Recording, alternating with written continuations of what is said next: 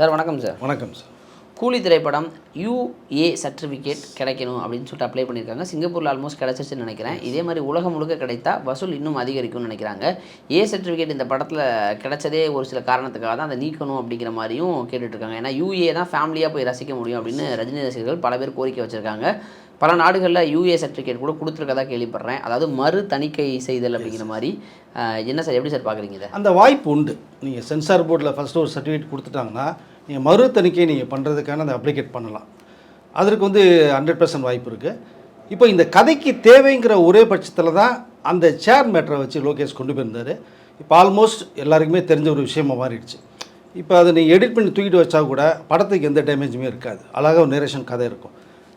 நீங்கள் சொன்னது மாதிரி சிங்கப்பூர்லாம் கிட்டத்தட்ட UAக்கு அக்செப்ட் பண்ணிட்டாங்கன்னு நினைக்கிறேன். உலக நாடுகளுக்கு பூரா UAக்கு ஒரு சென்சார் அவங்க ரெடி பண்ணுறதா ஒரு தகவல். மேபி நம்ம இந்தியாவிலேயும் UA கிடச்சிட்டு தமிழ்நாட்டிலே வந்ததுன்னா இந்த 1000 கோடின்னு கனவு இருந்தில்ல, கனவு இருக்காது. அது நிஜமாக பழிச்சிடும். அது ஈஸியாக தட்டிட்டு போயிடும் உங்களுக்கு.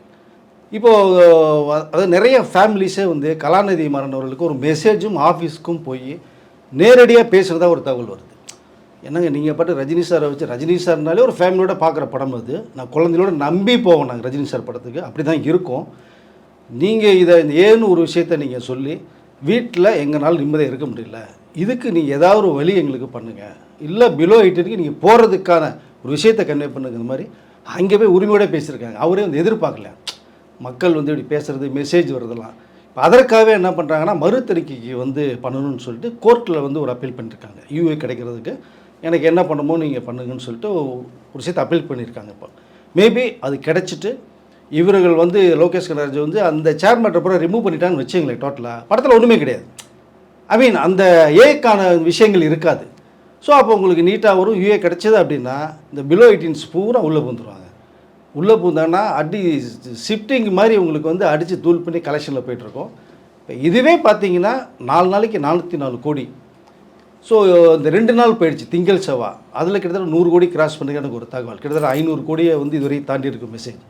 இன்னொரு இந்த வீக்குள்ளே நீங்கள் 600-650 கோடியை தாண்டி ஜெயிலரை கிராஸ் பண்ணி போயிடும். UA இந்த வீக்குள்ளே கிடைக்கிற மாதிரி வந்துடுச்சுனால் உண்மையிலே வந்துருந்தான் நினைக்கிறேன் நான். 1000 கோடியை ஈஸியாக தட்டிட்டு போயிடும். கூலி உலக அளவில் மிகப்பெரிய ஒரு பாக்ஸ் ஆஃபீஸ் ஹிட்டில் இது வரைக்கும் போயிட்டுருக்கு. இதுக்கெல்லாம் ஹாலிவுட்டில் ஒரு வெப்பன்ஸ்னு ஒரு படம் ரிலீஸ் பண்ணாங்க. அது ரொம்ப எதிர்பார்க்கப்பட்ட படம். கூலினுடைய ஹைப்பு அங்கே கலெக்ஷன்ஸு படம் நல்லா போய்ட்டுருக்கிறத பார்த்து வெப்பன்ஸு கிராஸ் பண்ணு நினச்சாங்க. வெப்பன்ஸ் ரிலீஸ் ஆகி அப்படியே நிற்கிது, செகண்ட் பிளேஸில் இருக்குது. அது ஒரு பெரிய விஷயம் நான் நினைக்கிறேன் நான். கூலி இன்னமும் வெளிநாட்டில் எந்த தமிழ் படமும் பண்ணாத ஒரு ரெக்கார்டை இது வரைக்கும் படைச்சிட்ருக்கு அப்படிங்கிறதான் சொல்ல. UA கிடைச்சா ரொம்ப சந்தோஷம். சிங்கப்பூர் மான நாடுகளில் UA கிடச்சிருச்சுன்னு நினைக்கிறேன். ஸோ இப்போ வெள்ளிக்கிழமையிலேருந்து திரைக்கு வருது. அதாவது இந்த வீக்கெண்டு அப்படிங்கும்போது வீக்கெண்டுனாவே அந்த ஒரு 3 நாள் ஃபுல்லானாவே அதே ஒரு கலெக்ஷன் இருக்கேன். அப்போ அந்த 600-700ங்கிறது ரொம்ப சுலபமாகவும் ஜெயிலர் கலெக்ஷனை ரொம்ப சீக்கிரமாக முறியடிக்க வாய்ப்பு இருக்கா சார்? 2.0வே அடிச்சிடும். நீ இந்த வெள்ளிக்கிழமைக்குள்ளே UA கிடச்சிட்டாலும் வச்சுங்களேன். அதுக்காக இப்போது கலாநிதி மாறன் ரொம்ப ஃபைட் பண்ணுறாங்க இங்கே இந்தியா லெவலில். ஃபாரினில் நிறைய வாய்ப்பு இருக்குது. இப்போ இந்த 3 நாள் கலெக்ஷனை பார்த்தீங்கன்னா கிட்ட 400 கோடி டிக்ளேர் பண்ணாங்களே, அதுவும் கிட்டத்தட்ட ஒரு 300 கோடியை தாண்டி இருப்பேன் இந்த 3 நாளைக்கு. வெள்ளி சனி ஞாயிறுன்னு போட்டால் நீங்கள் 700-750 தாண்டி 2.0 போய் கிராஸ் பண்ணி நிற்கும் உங்களுக்கு அதை.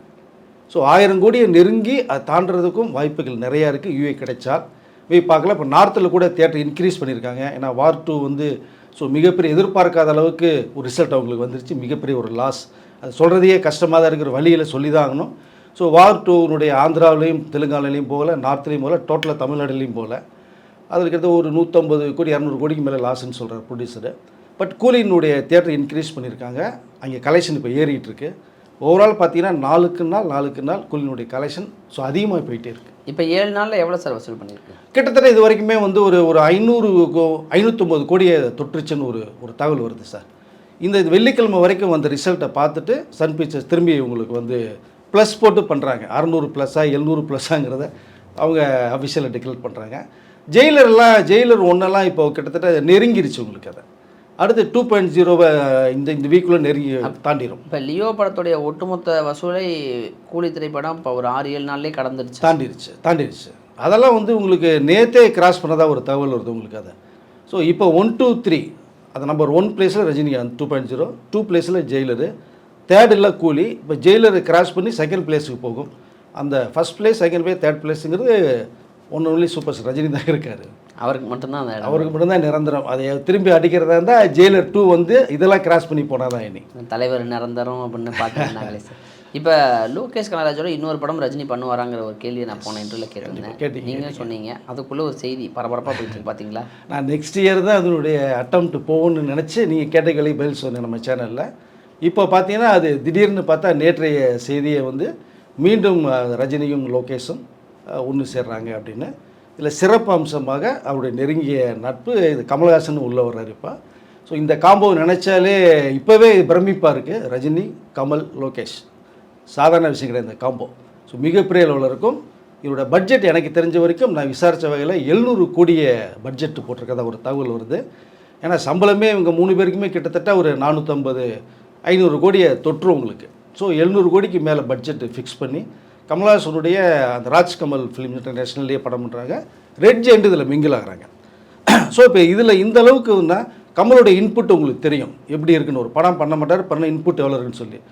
இது 1000 கோடி இல்லை, 1500 கோடியை தாண்டி போகிற அளவுக்கு ஒரு படத்தை காம்பாக உருவாக்கலான்னு ஒரு ஐடியா ஒன்று போயிட்டுருக்கு.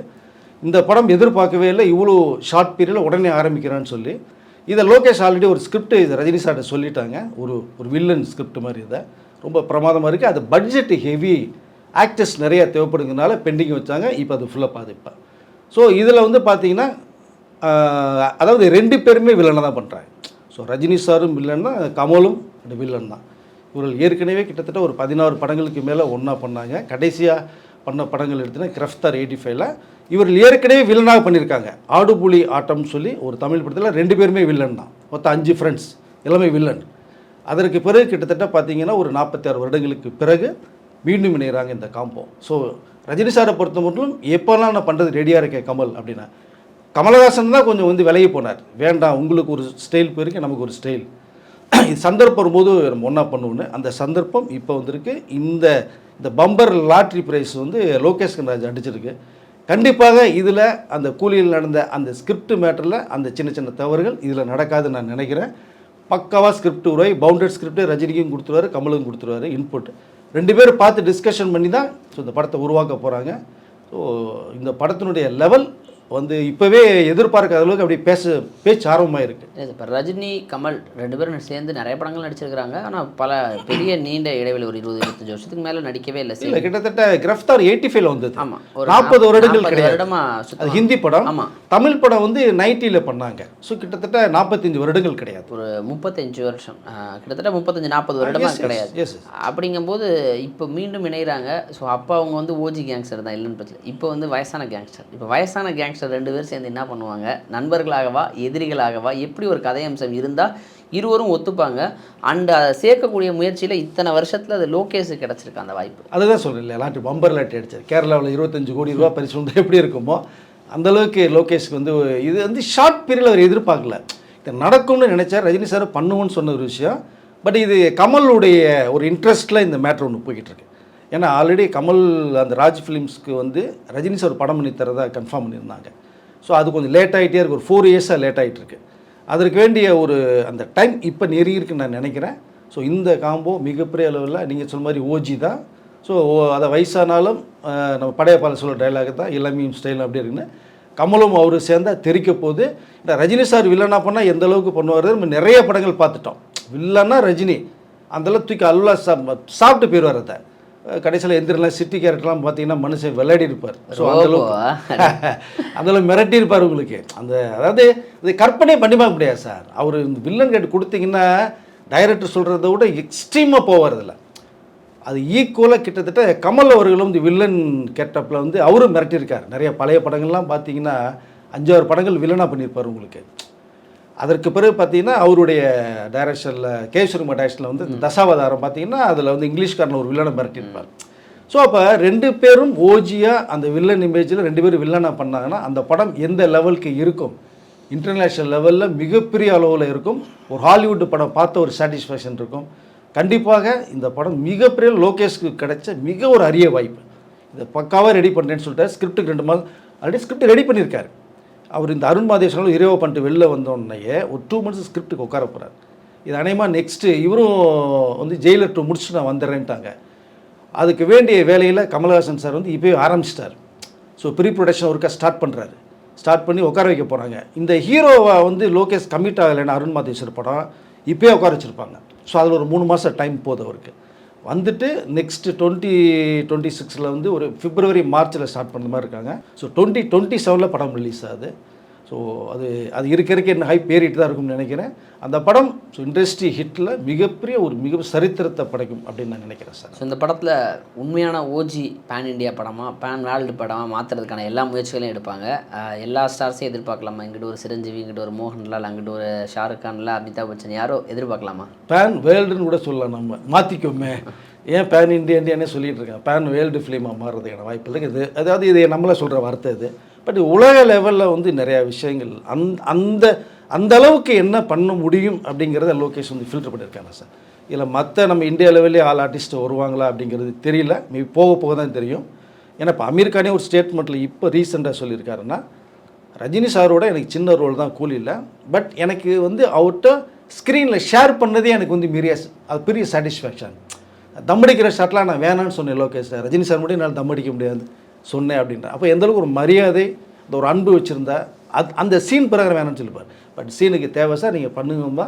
அது கூட ரொம்ப கஷ்டப்பட்டு பிடிச்சேன் நான் சிகரெட் அப்படிங்கிறார். ஸோ இப்போ ரஜினி சாரோட மிகப்பெரிய ஃபேன் நான் அப்படின்னு அமீர் கான் சொல்கிறாருன்னா, அவர் அங்கே மிகப்பெரிய ஸ்டார்.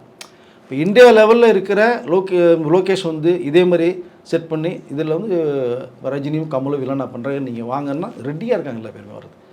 ஸோ அதனால் எல்லா பேரும் சேர்ந்து இதை ஒரு இண்டஸ்ட்ரி ஹிட் அடிக்கிறது, பாக்ஸ் ஆஃபீஸ் மெகா ஹிட் அடிக்கிறதுக்கும் ஹாலிவுட் ரேஞ்சில் இந்த படம் பண்ணுறதுக்கும் ரெடியாக இருக்கார் லோகேஷ்.